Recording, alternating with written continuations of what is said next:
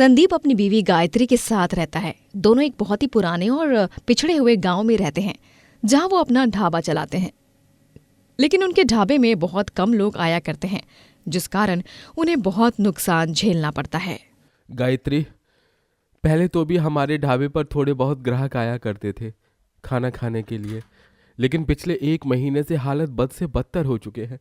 अब तो हमारे ढाबे पर कोई भी खाना खाने नहीं आ रहा है। हम क्या करें अब गायत्री? संदीप जी, हमारे गांव में पहले ही से कम लोग रहते हैं और अभी गांव में कोई बदलाव ना होने के कारण सभी इस गांव को छोड़कर जा रहे हैं।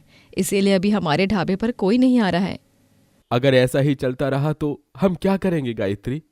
जी, मैं तो कहती हूँ कि हमें भी ये गांव छोड़कर जाना चाहिए और किसी दूसरे गांव में जाकर अपना ढाबा खोलना चाहिए। अब यहाँ रहकर हमारा कुछ नहीं होने वाला है। हाँ गायत्री, मुझे भी यही लग रहा है। इक्का दुक्का लोग ही रह गए हैं इस गांव में। यहाँ तो कोई प्रगति होने से रही। चलो आज ही निकलते हैं यहाँ से। रात में 7 बजे की बस आती है बस स्टैंड पर लोहारपुर जाने को। हाँ, तो हमारे पड़ोस का गांव है वो, वहीं जाएंगे अब हम। ठीक है संदीप जी। संदीप और गायत्री दोनों गांव छोड़कर जाने का फैसला लेते हैं। रात में ठंड बहुत ज्यादा बढ़ जाती है और वो दोनों उस कड़कड़ाती हुई ठंड में बस में सवार होकर पड़ोसी गांव लोहारपुर जाते हैं। लेकिन अगली सुबह जैसे ही वो लोहारपुर में उतरते हैं, वहां की तपती गर्मी देख वो हैरान रह जाते हैं। ये क्या, ठंड के महीनों में इतनी तड़कती भड़कती गर्मी, ये कैसे हो सकता है जी? हाँ गायत्री, अब बात तो मुझे भी समझ नहीं आ रही है। इस गांव में तो कुछ ज्यादा ही भयंकर गर्मी है। इतनी गर्मी तो हमारे गांव में गर्मी के मौसम में भी नहीं पड़ती थी। चलिए, अब इस गांव में आ ही गए हैं तो अब यहीं पर रुकते हैं। लेकिन गायत्री, जैसे लोग ठंड के मौसम में ठंड के कारण बाहर नहीं निकलते हैं, वैसे ही गर्मी में गर्मी के कारण भी नहीं निकल पाएंगे। इस रेगिस्तान जैसे गांव में हम दोनों अपना ढाबा खोलने जा रहे हैं। क्या ये सही फैसला है? कहीं हमें बाद में पछताना न पड़ जाए। जी हाँ, ये तो मैंने सोचा ही नहीं। तभी वहां उन दोनों के सामने एक साधु बाबा आते हैं, जो काफी ज्यादा भूखे होते हैं। बेटा, बेटी, इस भूखे साधु की भूख मिटा दो। कुछ खाने को होगा तो दे दो। बाबा, हमारे पास तो केवल प्याज की चटनी और 2 रोटियां हैं। आधा खाना हमने सफर के दौरान ही खत्म कर दिया था। ये लीजिए, आप ये खाइए, बहुत स्वादिष्ट बना है। हाँ बाबा। ठीक है बच्चों, तुम दोनों का बहुत बहुत धन्यवाद। साधु बाबा वो खाना खाते हैं और फिर उन दोनों के सामने अपने जादू से एक विशाल जादुई बर्फ की सिल्ली प्रकट करते हैं। ये देख संदीप और गायत्री दोनों चौंक जाते हैं। ये विशाल बर्फ की सिल्ली अपने आप जादू से? इसका मतलब ये है कि आपके पास जादुई शक्तियां हैं? हाँ बच्चों, मेरे पास दिव्य तिलस्मी जादुई शक्तियां हैं। मैं तो केवल तुम दोनों के मन को जानने की कोशिश कर रहा था, लेकिन तुम दोनों तो वाकई में बहुत नेक दिल और अच्छे स्वभाव के निकले। धन्यवाद बाबा। ये है एक जादुई बर्फ की सिल्ली। ये बात बहुत समय पहले की है, जब इस गांव में एक बुरा तांत्रिक रहता था, जो लोगों की बलि चढ़ाता था अमर होने के लिए। लेकिन एक दिन राजा ने उससे इस गांव से बाहर निकाल दिया, जिसके बाद उसने श्राप दे दिया कि इस गांव में कभी कोई अमीर नहीं बनेगा और इस गांव में हमेशा जान लेने वाली गर्मी ही रहेगी। इसीलिए इस गांव में तुम अपना बर्फ का ढाबा खोलना, फिर देखना सब कुछ कैसे ठीक हो जाएगा, क्योंकि ये जादुई बर्फ कभी नहीं पिघलने वाली है। हाँ बाबा, बर्फ के ढाबे में यहाँ इस गांव के लोग आकर सुकून से ठंड में खाना भी खाएंगे। बाबा, आपने हमारी बहुत बड़ी मदद कर दी है। आपका सच में तहे दिल से धन्यवाद बाबा। हाँ बाबा, आपका बहुत बहुत धन्यवाद। साधु बाबा उन दोनों को आशीर्वाद देते हैं और वहां से चले जाते हैं। जिसके बाद संदीप और गायत्री दोनों उस जादुई बर्फ की सिल्ली से अपना एक बड़ा बर्फ का ढाबा खोलते हैं। ठंडे ठंडे बर्फ के ढाबे में गांव के सभी लोग खाना खाने आने लगते हैं। अरे वाह वाह, क्या कमाल का खाना है इस बर्फ के ढाबे का। अजीब बात है, ये बर्फ का ढाबा कभी पिघलता क्यों नहीं है? हाँ, और वैसे हम सभी गांव वासियों के लिए तो ये बहुत अच्छी बात है कि हमारे गांव में अब एक बर्फ का ढाबा बन चुका है, लेकिन उसके बावजूद भी ये सवाल मेरे मन में भी आया है कि ये ढाबा कभी पिघलता क्यों नहीं। वो तो एक राज है भाई साहब। हाँ, आप आम खाइए, गुठलियां क्यों गिन रहे हैं? हाँ भाई साहब, आप बाहर की जानलेवा गर्मी से बचकर इस ठंडे बर्फ के ढाबे में खाना खाने का आनंद लीजिए ना। ये लीजिए आपके छोले कुलचे और लस्सी, और आपके भोपाली पोहे और अदरक वाली चाय। धन्यवाद बहन जी। वैसे आप दोनों ने सही कहा, हमें क्या करना है जानकर हमें गर्मी में ठंड के मजे लेने का मौका मिल रहा है, उससे बड़ी बात और क्या हो सकती है हमारे लिए। हाँ यार भाई, ये बात तूने एकदम सही कही। अच्छा गायत्री बहन, मुझे ना एक मस्त आलू पराठा बना दो, वो भी मक्खन मारकर। मेरा एक दोस्त कह रहा था कि आपके ढाबे में तरह तरह के पराठे बनते हैं और उसमें से आलू का पराठा बहुत ही ज्यादा स्वादिष्ट होता है। जी जी भाई साहब, अभी दे देती हूँ बनाकर। आपका और आपके दोस्त का बहुत बहुत धन्यवाद।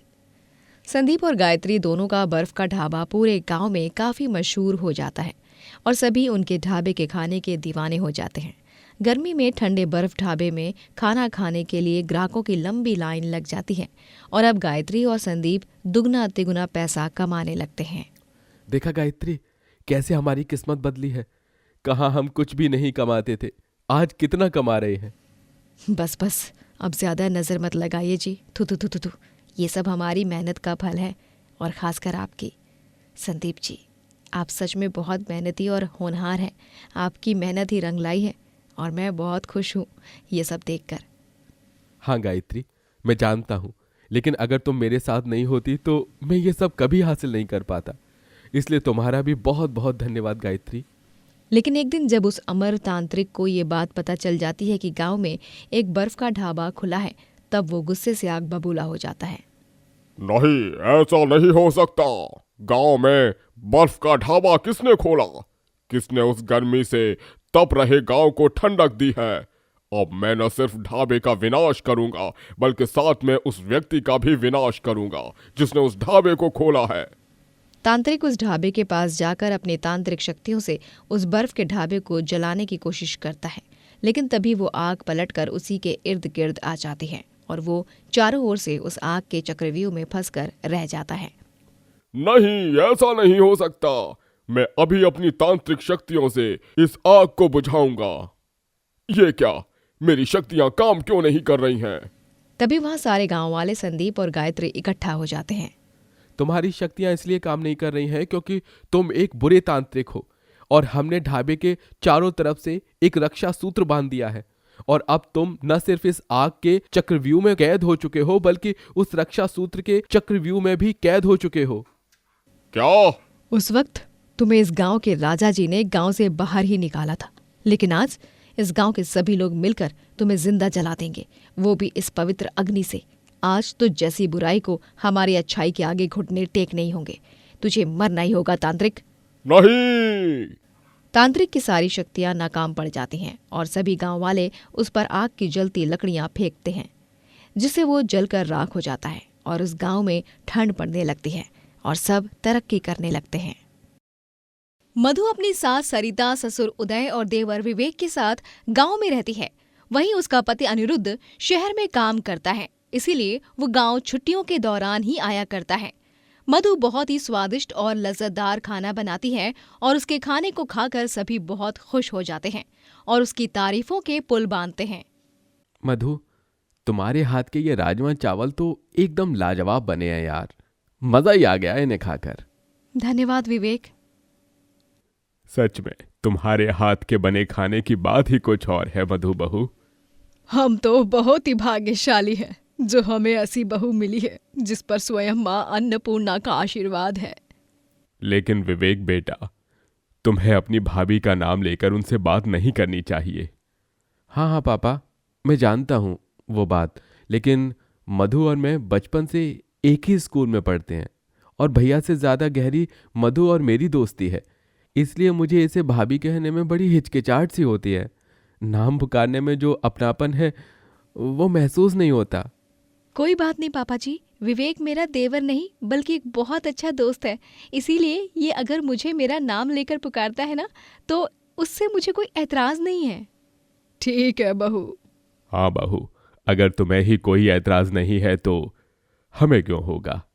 एक दिन चारों अचानक से शहर जाने का प्लान बनाते हैं। क्योंकि अनिरुद्ध का जन्मदिन होता है, ये चारों उसे सरप्राइज देने जाते हैं, लेकिन बदले में इन्हें ही सरप्राइज मिल जाता है।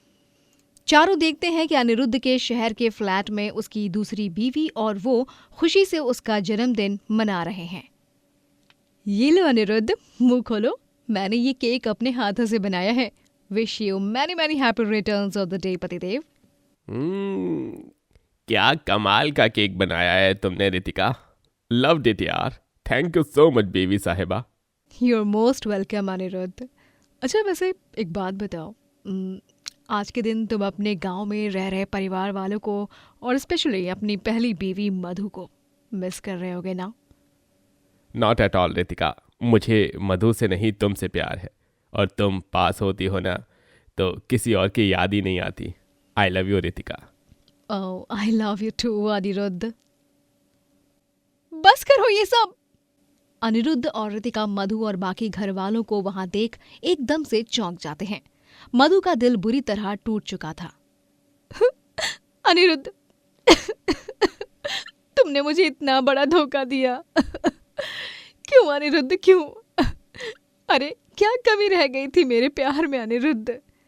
ये तूने अच्छा नहीं किया है अनिरुद्ध बेटा। तूने दूसरी शादी कर ली है? अरे तू जानता भी है कितना बड़ा पाप किया है तूने नालायक लड़के। आपसे ये उम्मीद नहीं थी अनिरुद्ध भैया। अरे जाओ जाओ, ज्यादा भाषण मत दो अब सब लोग। हाँ की तो की, क्या करोगे तुम सब? मुझे अब तुम सबसे कोई वास्ता नहीं रखना। निकल जाओ यहां से, यह मेरा और मेरी बीवी रितिका का घर है। निकल जाओ। क्या तू इस मूर्ख लड़की के प्यार में इतना अंधा हो गया है कि तुझे अब अपने परिवार वाले भी नहीं चाहिए? हाँ नहीं चाहिए मुझे, क्योंकि अब मेरा परिवार, मेरा सब कुछ सिर्फ और सिर्फ रितिका ही है। अनिरुद्ध उन सबको अपने घर से बाहर निकाल देता है और गांव जाने के बाद सभी बहुत दुखी होते हैं, मानो उन सब के पैरों से जमीन खिसक चुकी थी। लेकिन तभी मधु अपने ससुराल वालों की हिम्मत बनती है। क्या हुआ जो हमें अनिरुद्ध ने धोखा दिया? क्या हुआ अगर उसने हम सबसे सारे रिश्ते नाते तोड़ दिए? हमारी दुनिया यही नहीं रुकेगी, मैं संभालूंगी आप सबको। आप सबको निराश होने की कोई जरूरत नहीं है, मैं हूं ना बहू। लेकिन बहू तुम क्या करोगी अब? हमारे पास तो कुछ भी नहीं रहा, अब हमारा बेटा ही पराया हो गया। बेटा पराया हो गया है, लेकिन आप दोनों की बेटी है यहाँ पर, आप दोनों का ख्याल रखने के लिए। हाँ, आज से मैं आप दोनों की बेटी हूँ। हाँ मधु बेटी, आ मेरे पास आ बेटी। मधु सरिता और उदय के गले लगती है। वो अब कुछ काम करने का तय करती है और उसके दिमाग में सबसे पहला और आखिरी विचार ढाबा खोलने का ही आता है। घर वाले भी उसके इस निर्णय में सहमति जताते हैं। मधु, तुम्हारे हाथ का लाजवाब खाना खाकर तो सारे गांव वाले तुम्हारे फैन बन जाएंगे। मधु, क्या मैं भी तुम्हारे साथ ढाबे में काम करूं? तुम्हें मदद मिल जाएगी। वैसे मुझे मदद की जरूरत तो नहीं है, लेकिन फिर भी अगर तुम्हें काम करने की इच्छा है तो आ सकते हो। इस तरह अब मधु और विवेक दोनों साथ में ढाबे पर काम करने लगते हैं और मधु के स्वादिष्ट पकवान खाकर सब के सब उसकी प्रशंसा करते हैं। और फिर गांव में हर तरफ मधु के ढाबे का ही बोलबाला हो जाता है। सभी उसके ढाबे पर ही खाना खाने आने लगते हैं और उसका ढाबा खूब मशहूर हो जाता है। ठंड के दिनों में ढाबे पर काम करना थोड़ा मुश्किल तो होता है, लेकिन मधु और विवेक दोनों हार नहीं मानते। अरे वाह वाह, क्या पनीर टिक्का बनाया है भाई। ऐसा खाना तो बहुत कम ढाबे में खाने को मिलता है, और वो ढाबे जो एकदम कमाल के हों, और तुम्हारा ढाबा उनमें से एक है मधु बहन। सच कहा, इस ढाबे के खाने जैसा खाना पूरे गांव में कहीं और नहीं मिलेगा। आपका बहुत बहुत धन्यवाद भाई साहब। आखिर बेटी किसकी है? हमारी बेटी का ढाबा है, गांव में नंबर 1 तो होगा ही ना। हाँ माता जी, आपने बिल्कुल सही कहा।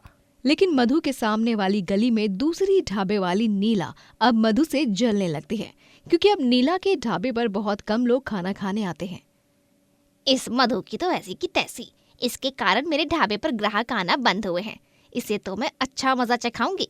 मधु, अब तू अपना जीवन के उल्टे दिन गिनना शुरू कर दे। क्योंकि जब तू ही नहीं रहेगी तब तेरा ढाबा कहाँ से रहेगा। नीला मधु के ढाबे पर फोन करके खाना मंगवाती है और वो कहती है कि केवल औरत को ही डिलीवरी करने भेजना, किसी और को नहीं। विवेक, मैं वो गली नंबर 10 में जाकर ऑर्डर डिलीवर करके आती हूँ, तुम ढाबे का ध्यान रखना। वो ग्राहक ने कहा है कि सिर्फ आप ही आना, किसी और को मत भेजना। क्या? लेकिन ऐसा क्यों? अब होगी कोई बात, वो औरत अकेली रहती होगी, इसीलिए उसने ऐसा बोला होगा। लेकिन फिर भी मुझे ये बात समझ नहीं आई। खैर, तुम जाओ। मधु डिलीवरी देने जाती है, लेकिन तभी वहां पर नीला उसे उस घर में बंद कर देती है और वहां पर जहरीले गैस का धुआं फैला देती है। बचाओ, बचाओ, कोई है? बचाओ। अब तू यहीं पर मर जाएगी और मेरे रास्ते का कांटा नहीं बनेगी। नीला वहां से चली जाती है, लेकिन उसका झुमका वहीं पर गिर जाता है। दोपहर से शाम हो जाती है, लेकिन मधु के अब तक ना लौटने के कारण विवेक काफी चिंतित हो जाता है और वो फौरन उसे ढूंढने निकल पड़ता है। गली नंबर 10 में पहुंचने पर उस घर में उसे मधु बेहोश दिखाई देती है और वो उसे तुरंत अस्पताल ले जाता है। डॉक्टर साहब, मधु ठीक तो है ना? पेशेंट को आपने एकदम सही टाइम पर लाया अस्पताल। अगर जरा सी भी देर होती तो इनकी जान चली जाती। लेकिन वो जहरीला गैस किसने फैलाया था वहां पर? मैं जानता हूं किसने फैलाया है। ये झुमका देखो, ये मुझे वहां मिला। विवेक, ये झुमका तो हमारे सामने वाली गली के ढाबे वाली नीला का है, जो वो रोज पहनती है। हाँ, मैं जानता हूं मधु, मैंने भी उसे इस झुमके में देखा है। विवेक पुलिस कंप्लेन करता है, जिसके बाद पुलिस नीला को गिरफ्तार करके ले जाती है और ऐसे ही दिन बीतते जाते हैं, जिसके बाद मधु और विवेक में नजदीकियां बढ़ने लगती हैं और कुछ ही महीनों बाद सरिता और उदय की सहमति से विवेक और मधु की शादी कराई जाती है, जिसके बाद वो दोनों पति पत्नी बन जाते हैं और जीवन में एक साथ मिलकर खूब तरक्की करते हैं। चंद्रपुर कहकर एक गांव में सोहनलाल अपने भांजे दिव्यम के साथ रहता है। दिव्यम एक बहुत ही मेहनती और पढ़ाकू लड़का होता है और वो स्कूल में हमेशा हर परीक्षा में अव्वल आता है। मामा, ये देखो, इस बार भी पूरी परीक्षा में मैं ही अव्वल आया। अरे वाह, मेरा भांजा दुनिया का सबसे बेस्ट भांजा है। मुझे पूरा विश्वास था कि तू ही अव्वल आएगा और इसीलिए मैंने तेरे लिए तेरी पसंद का ये गाजर का हलवा बना कर रखा था। ये ले, खा बेटा।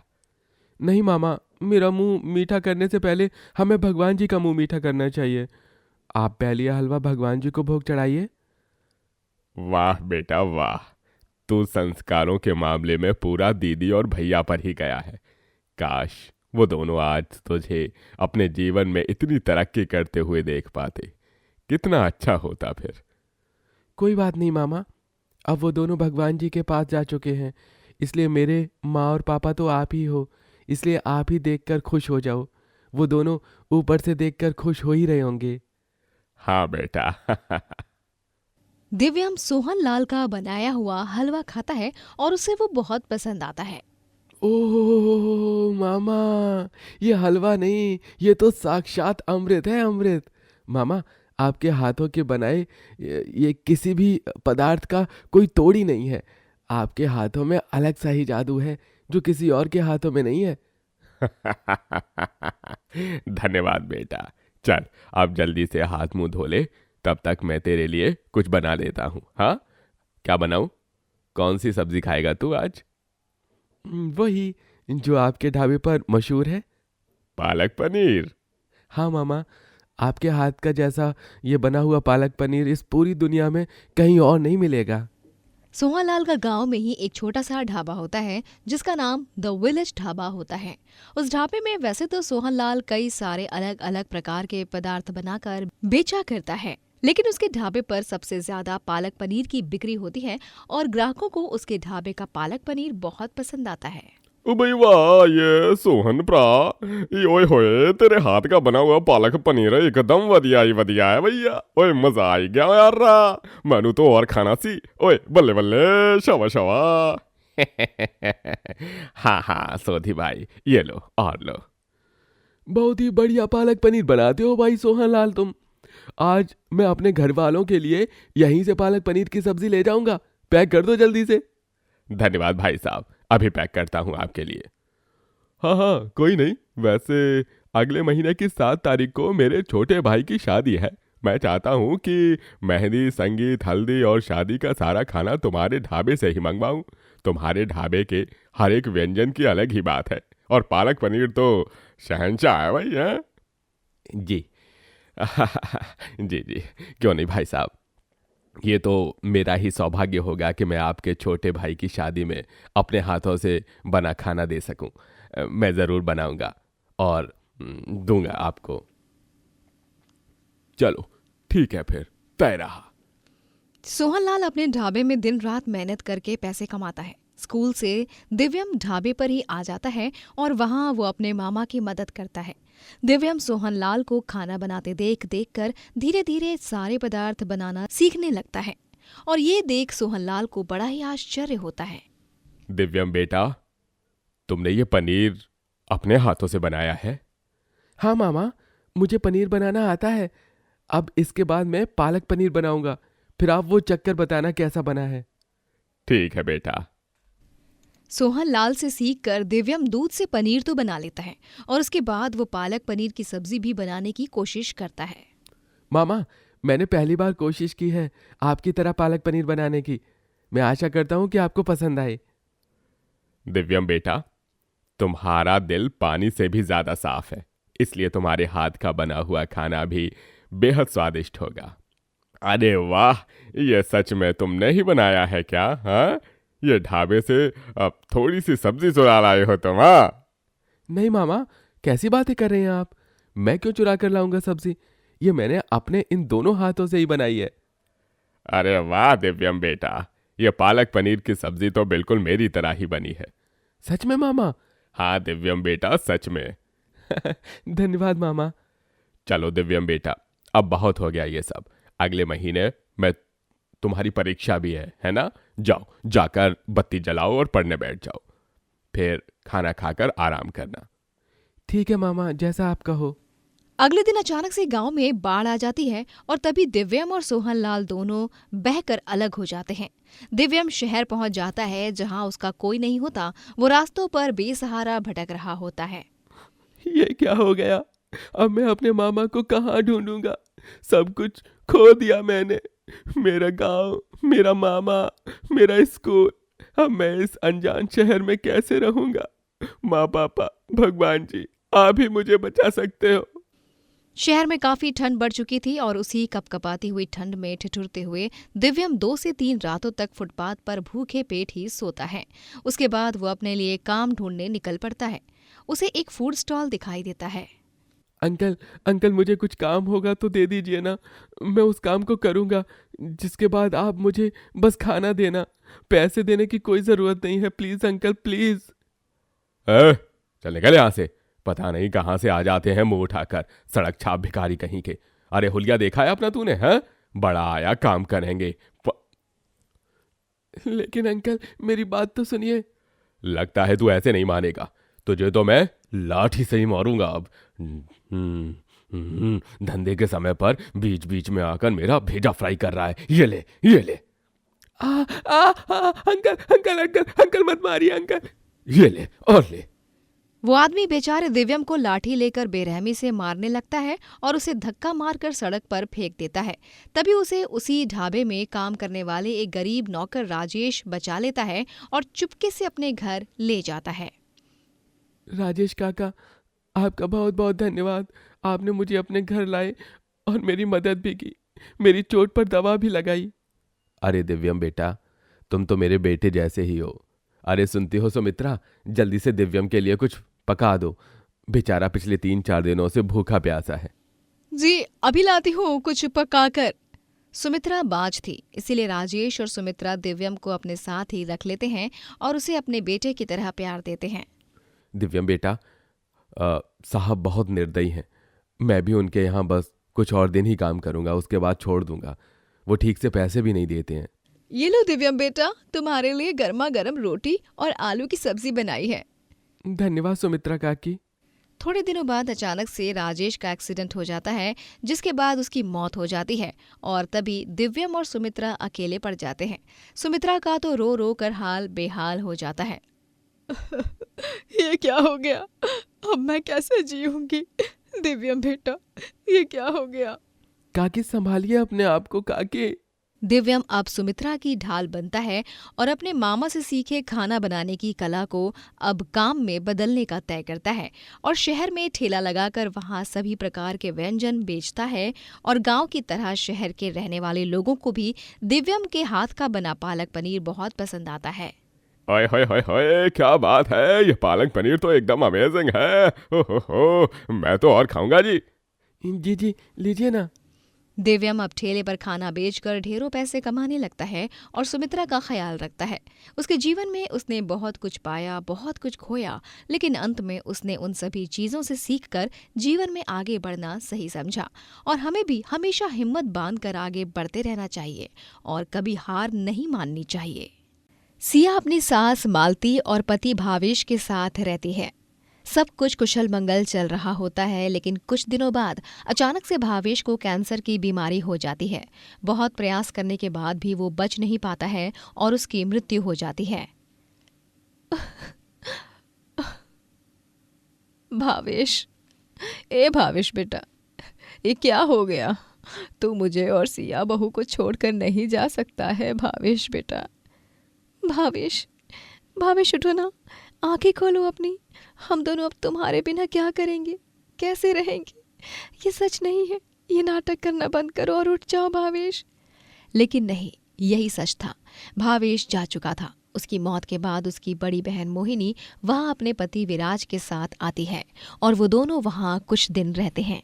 एक रात, यही सही वक्त है मोहिनी, हमें अपने मकसद को अंजाम देना चाहिए। हाँ विराज, मैंने माँ और सिया के खाने में नींद की दवा मिला दी थी। वो दोनों गहरी नींद में सो रहे हैं। क्रूर विराज और मोहिनी सिया और मालती के अंगूठों के छापे जायदाद के कागजों पर लगवाती हैं। 24 घंटों बाद जब सिया और मालती की नींद खुलती है, तभी वो दोनों अपने आप को घर के बाहर सड़क पर सोई हुई पाती हैं और उनका सारा सामान भी घर से बाहर फेंका हुआ होता है। बहू, ये क्या हो गया? हम यहाँ बाहर कैसे? माँ जी, हमारा सामान भी यहाँ पड़ा हुआ है। ये सब किसने किया? कहीं हमारे घर में चोर तो नहीं घुस आए? चोर नहीं, हम हैं। अब ये घर मेरा और मेरे पति विराज का है और तुम दोनों का इस घर पर कोई हक नहीं, क्योंकि मैंने तुम दोनों को नींद की दवा देकर सुलाया था और नींद में ही तुम्हारे अंगूठों के छापे भी छपवा लिए थे जायदाद के कागजों पर। बेचारी बुढ़िया और विधवा। चलो फूटो अब यहाँ से। अब तुम दोनों का यहाँ कुछ नहीं रहा। हाँ, तुम दोनों को अगर इस घर में रहना है तो तुम दोनों रह सकती हो, लेकिन नौकरानी बनकर। मालती और सिया दोनों मोहिनी और विराज से मिले धोखे से काफी ज्यादा हैरान होते हैं। आपने ये अच्छा नहीं किया दीदी। नंदोई जी, आप दोनों इतने अच्छे थे, लेकिन हमें आज पता चला कि आप दोनों ने तो बस अच्छाई का झूठा मुखौटा पहन रखा था। असल में तो आप दोनों शैतान से भी बुरे हो। तुम दोनों को एक माँ की बद्दुआ लगेगी। तुम दोनों ने हमारे साथ अच्छा नहीं किया। अरे तुझ जैसी बेटी इस दुनिया में किसी माँ को ना जन्मे, मूर्ख नालायक कहीं की। माँ, चलो, बहुत भाषण दे दिया आप दोनों ने। अब निकलो यहाँ से, वरना मैं आप दोनों को बेरहमी से धक्के मार कर निकाल दूंगी। मालती और सिया दोनों को ना चाहते हुए भी अपने ही घर को छोड़कर जाना पड़ता है। ठंड बहुत होती है और ऐसे में दोनों सास बहू कपकपाने लगती हैं। रात में उन्हें कहीं सोने की जगह नहीं मिलती, इसीलिए वो दोनों बस स्टॉप पर ही सो जाती हैं। क्या दिन दिखा रही है मेरे कोख से जन्मी हुई बेटी। मैंने कभी नहीं सोचा था कि मेरी बेटी ही मेरे साथ ऐसा करेगी। माँ जी, अब जो हुआ उसे बार बार याद करके कुछ नहीं होगा। मैं जानती हूँ कि अपनों से मिले घाव बहुत देर तक रहते हैं, लेकिन हमें इस मुश्किल भरे समय में हिम्मत ना हार कर आगे बढ़ना ही होगा। अपने लिए ना सही, लेकिन भावेश के लिए। तू सही कह रही है बहू, हम हार नहीं मानेंगे और अपना जीवन जी कर ही रहेंगे, चाहे कोई हमारी राह में कितने ही कंकड़ क्यों न डाले। ये हुई ना बात माँ जी। सिया और मालती अगली सुबह गांव में काम ढूंढने निकल पड़ते हैं। दिन भर काम ढूंढने पर उन्हें शाम में एक कंस्ट्रक्शन साइट पर मजदूरी करने का काम मिलता है। वो दोनों उस काम को करने के लिए ज़रा भी नहीं कतराती और मजदूरी करके पैसे कमाने लगती हैं और एक छोटे से किराए के घर में रहने लगती हैं। माँ जी, धीरे धीरे यूं ही पैसे इकट्ठा करके हम दोनों अपना एक व्यापार शुरू करेंगे। याद है आपको, हम दोनों की चाय भावेश को कितनी पसंद आती थी, और तो और बाकी लोगों को भी। हाँ बहू, सभी हमारे हाथ की कुल्हड़ चाय पीने के लिए बहाने मार कर घर आया करते थे। ये बात मैं कैसे भूल सकती हूँ। जी माँ जी, इसीलिए मैंने सोचा है कि हम दोनों अपना छोटा सा चाय का स्टॉल लगाएंगे जहाँ हम कुल्हड़ चाय और नाश्ता बेचेंगे। अरे वाह बहू, ये तो काफ़ी अच्छा सुझाव है। इससे हम दोनों अच्छे पैसे भी कमा सकेंगे। हाँ माँ जी, बस इस व्यापार को शुरू करने के लिए हमें पैसे इकट्ठा करने होंगे, और वो तभी हो पाएगा जब हम और 1 महीने तक मजदूरी करेंगे, क्योंकि इस समय तो हमें कोई उधार पैसे देने से रहा और हमें किसी की मदद चाहिए भी नहीं। हाँ बहू, हम दोनों 1 महीने तक मेहनत से मजदूरी करेंगे और उन पैसों से ही अपना कुल्हड़ चाय का व्यापार शुरू करेंगे। हाँ। सिया और मालती 1 महीने तक मजदूरी करके पैसे जोड़ लेती हैं और फिर अपना स्टॉल लगाती हैं जहां वो कुल्हड़ चाय बनाकर बेचने लगती हैं। साथ ही नाश्ते में पोहे, पराठे, बिस्किट और अन्य व्यंजन भी बेचते हैं। ओहो हो, क्या स्वादिष्ट और कमाल की कुल्हड़ चाय है भाई। ये एकदम अलग ही मज़ा है इसे पीने का। मैं एक और कुल्हड़ चाय पीऊंगा भाई। ज़रूर ज़रूर। माता जी, बहन जी, आप दोनों का ये कुल्हड़ चाय स्टॉल तो बहुत ही शानदार है। यहाँ की कुल्हड़ चाय जैसी चाय पूरे गांव में कहीं नहीं है। स्वाद भी अच्छा है और दाम भी ज़्यादा महंगा नहीं है। यूं ही हमारे चाय के स्टॉल पर चाय पीने आते रहे ना बेटा। खुश रहो। हाँ जी माता जी, धन्यवाद। अब सिया और मालती दोनों का कुल्हड़ चाय स्टॉल 1 हफ्ते में ही पूरे गांव में मशहूर हो जाता है। उनके स्टॉल के बाहर सुबह से लेकर शाम तक ग्राहकों की भीड़ लगने लगती है। इन सबको देख उस गांव का दूसरा चाय वाला लालू चंद दोनों सास बहू से बहुत जलते हैं। इन दोनों सास बहू की तो ऐसी की तैसी। मेरे तो पेट पर लात ही मार रखी है इन दोनों ने। नहीं, इन दोनों का ये कुल्हड़ चाय स्टॉल मैं चलने नहीं दूंगा। मैं इन दोनों को अपने रास्ते से हटाकर ही चैन की सांस लूंगा। लालू चंद उन दोनों सास बहू के दूध में चुपके से पानी की मिलावट करता है। अब दूध में पानी की मिलावट से कुल्हड़ चाय का स्वाद ही बदल जाएगा। तब आएगा मजा। सिया और मालती जब अपने ग्राहकों को उस पानी से मिले हुए दूध की चाय बनाकर देते हैं, तब स्वाद बदलने पर ग्राहक कहते हैं, अरे ये क्या, आज की चाय में वो बात नहीं है, कुछ तो गड़बड़ है। हाँ माता जी, आज कुल्हड़ चाय पीने में कुछ मज़ा नहीं आ रहा है। रहने दीजिए आप। अब हमें आपके यहाँ की चाय पीनी नहीं है। लेकिन बेटा मेरी बात तो सुनो। भाई साहब रुक जाइए, हम अभी दूसरी चाय बनाकर देते हैं। सिया और मालती ग्राहकों के उल्टे पांव लौट जाने से काफ़ी परेशान हो जाते हैं। वो दोनों बाद में देखते हैं कि दूध में अधिकतर पानी ही है। ये देख वो दोनों हैरान हो जाती हैं। ये क्या, सुबह जब मैंने देखा था तब ये दूध तो एकदम सही था, और अब इसमें पानी की मिलावट किसने की? मुझे कुछ समझ ही नहीं आ रहा है बहू। मालती और सिया की परेशानियां और ज्यादा बढ़ने के लिए लालू चंद उस रात उनके स्टॉल से सारा सामान ही गायब कर देता है और उस गांव के कबाड़ी वाले को बेच देता है। अगली सुबह सारा सामान गायब देख वो दोनों घबरा जाती हैं। हे भगवान, ये सब क्या हो रहा है हमारे साथ बहू? हमारे स्टॉल का सारा सामान गायब हो चुका है। अब हम क्या करेंगे माँ जी? तभी उन दोनों को एक औरत आकर कहती है, अरे मालती बहन, तुम्हारे चाय के स्टॉल का सारा सामान बेच क्यों दिया कबाड़ में? कबाड़ में? नहीं, हमने नहीं बेचा बहन, चोरी हो गया है शायद। नहीं तो चोरी नहीं हुआ है, मैं अभी अभी देख के आ रही हूँ। तुम्हारे स्टॉल का सारा सामान तो वहाँ गुलशन कबाड़ी वाले के पास पड़ा है। क्या? अरे क्या? सिया और मालती दोनों फौरन गुलशन कबाड़ी वाले के पास जाती हैं और उसके पास से पता चलता है कि लालू चंद ने उस सामान को गुलशन कबाड़ी वाले को लेकर दे दिया था। ये जानने के बाद सिया और मालती अन्य गांव वासियों के साथ लालू चंद के चाय स्टॉल पर जाती हैं और सभी गांव वाले लालू चंद को उसके इस बुरे कर्म के लिए मारते हैं और उसे गांव से बाहर निकाल दिया जाता है। जिसके बाद दोनों सास बहू अपना कुल्हड़ चाय व्यापार जारी रखती हैं। नीलम अपने पति मिहिर, सास लता, जेठ पंचम और जेठानी यामिनी के साथ रहती है। नीलम और मिहिर दोनों को 2 बेटियां होती हैं जिनके नाम बबली और चिंकी होते हैं। नीलम की जेठानी और सास उसे पसंद नहीं करते थे क्योंकि वो गरीब घराने से होती है और ऊपर से उसे 2 बेटियां होती हैं। यामिनी और पंचम को एक बेटा होता है जिसका नाम वंश होता है, इसीलिए सास लता बस अपने पोते को ही प्यार देती रहती है। ये लीजिए माँ जी, आपके लिए ये अलग से कम तीखी सब्जी बनाई है।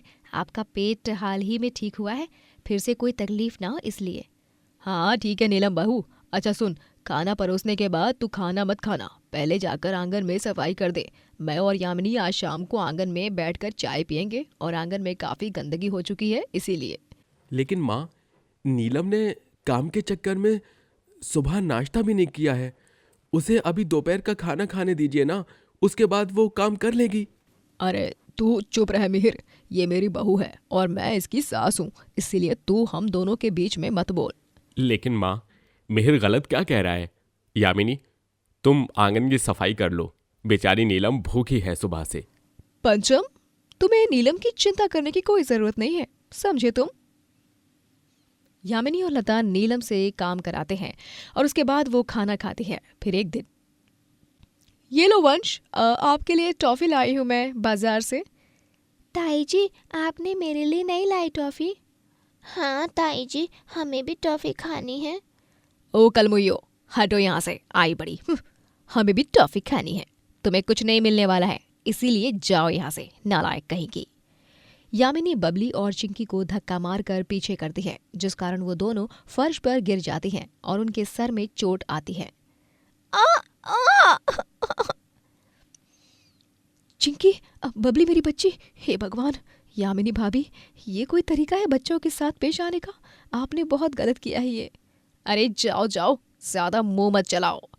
थोड़े दिनों बाद अचानक से एक रात मिहिर को हार्ट अटैक आता है और वो मर जाता है, जिसके बाद लता और यामिनी नीलम, बबली और चिंकी का सारा सामान घर के बाहर फेंक देते हैं और उन तीनों को भी घर के बाहर निकाल देते हैं।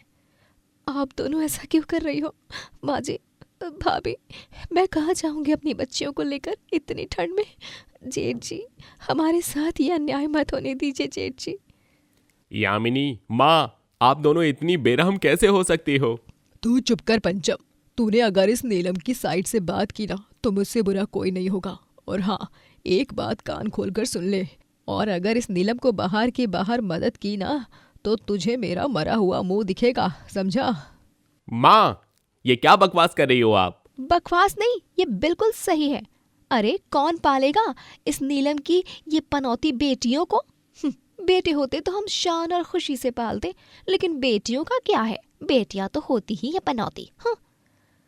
भूलिए मत भाभी कि आप भी किसी की बेटी हो, और एक बेटी कभी पनौती नहीं होती, वो तो घर की लक्ष्मी होती है। उसके पैरों में स्वर्ग होता है, उसकी खुशी से ही घर में रौनक होती है।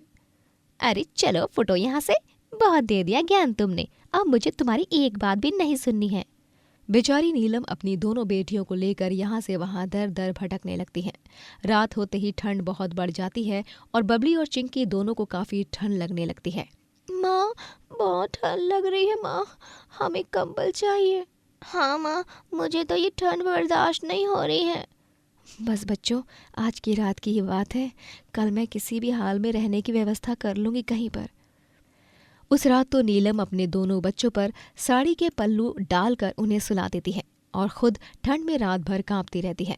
सुबह होने पर वो उन दोनों को लेकर काम ढूंढने निकल पड़ती है, लेकिन सुबह से शाम तक काम ढूंढने पर भी उसे कहीं काम नहीं मिलता। हे भगवान, मेरी दोनों बच्चियां भूखी हैं, कुछ तो कीजिए। मैं भूखी रह लूंगी, लेकिन मेरी बेटियों के लिए कहाँ से लाऊं मैं खाना? तभी वहां पर नीलम को एक ढाबा दिखाई देता है जिसके मालिक का नाम राजू होता है। नीलम राजू से जाकर कहती है, काका जी, कुछ खाने को दे सकते हो क्या आप? मेरी बेटियां कल से भूखी हैं। नहीं नहीं, चलो दफा हो जाओ यहाँ से, यहाँ कुछ नहीं मिलेगा तुम लोगों को। काका जी, आप चाहो तो मैं आपके ढाबे पर खाना भी बना सकती हूँ, मेरे हाथ का खाना बहुतों को पसंद आता है। क्या? ठीक है, तुम आज रात तक बनाओ खाना, मैं देखता हूँ ग्राहक क्या बोलते हैं। लेकिन हाँ, मैं तुम्हें आज रात तक काम करने की कोई पैसे नहीं दूंगा।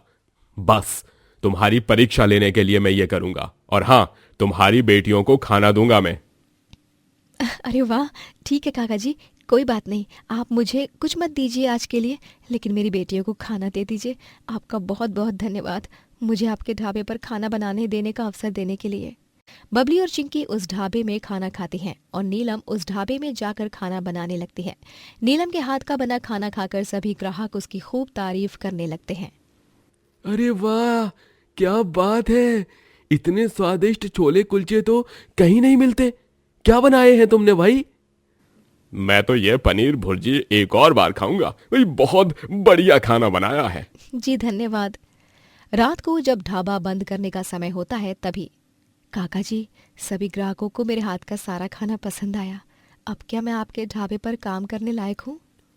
हाँ, तुम कल सुबह से मेरे ढाबे पर आकर खाना बनाया करना। ठीक है काका जी, आपका बहुत बहुत धन्यवाद। अगले दिन से नीलम राजू के ढाबे पर काम करने लगती है। नीलम के जीवन में सब कुछ अब ठीक होने लगता है। वो 1 महीने में ही किराए के मकान में रहने लगती है, लेकिन थोड़े दिनों बाद ढाबे पर उसकी मुलाकात एक आदमी से होती है जिसका नाम सुरेश होता है। सुरेश एक नेक आदमी रहता है और उसका गांव में ही अच्छा खासा बिजनेस होता है। सुरेश यूं ही ढाबे पर आता जाता रहता और इस बीच नीलम और सुरेश को एक दूसरे से प्यार हो जाता है। नीलम अपने जीवन में फिर से किसी आदमी को लाने के लिए बहुत घबराती है, लेकिन वक्त के साथ उसकी और सुरेश की शादी हो जाती है और शादी के बाद नीलम अपना खुद का ढाबा खोलती है। नीलम, अब तुम खुद के ढाबे में खाना बनाकर अपने रेस्टोरेंट को खोलने के सपने को साकार करना। हाँ सुरेश जी, धन्यवाद मुझे और मेरी बेटियों की जिंदगी में फिर से खुशियां लाने के लिए। अब नीलम के ढाबे की तरक्की को देख राजू को बहुत गुस्सा आने लगता है। जब किसी के पास कुछ नहीं था तब ये मेरे पास काम मांगने आई थी और अब मेरे ही रास्ते का कांटा बन रही है। नहीं, मैं इसके ढाबे को बर्बाद करके रहूंगा। जलकुकड़ा राजू रात के समय नीलम के ढाबे में घुसकर हर एक सामान में जहर मिलाने लगता है। तभी वहां पर कुछ चूहे उसके पैर पर काटते हैं और वो चिल्लाने लगता है, जिसकी आवाज से आसपास के लोग उठ जाते हैं और राजू को रातों रात ढाबे के सामान में जहर मिलाने के जुर्म में गिरफ्तार किया जाता है। काका जी, आपसे ये उम्मीद नहीं थी। मेरे जीवन में हो रही तरक्की को देखकर आपको खुशी महसूस होनी चाहिए थी, आपको मुझ पर गर्व महसूस होना चाहिए था, लेकिन नहीं, आपने बहुत गलत किया है मेरे साथ। इंस्पेक्टर साहब, इन्हें कड़ी से कड़ी सजा देना। उस दिन के बाद नीलम अपने काम पर काफी अच्छे से ध्यान देने लगती है और कुछ सालों के परिश्रम के बाद वो अपना बड़ा रेस्टोरेंट खोलती है और जिंदगी में बहुत आगे जाती है।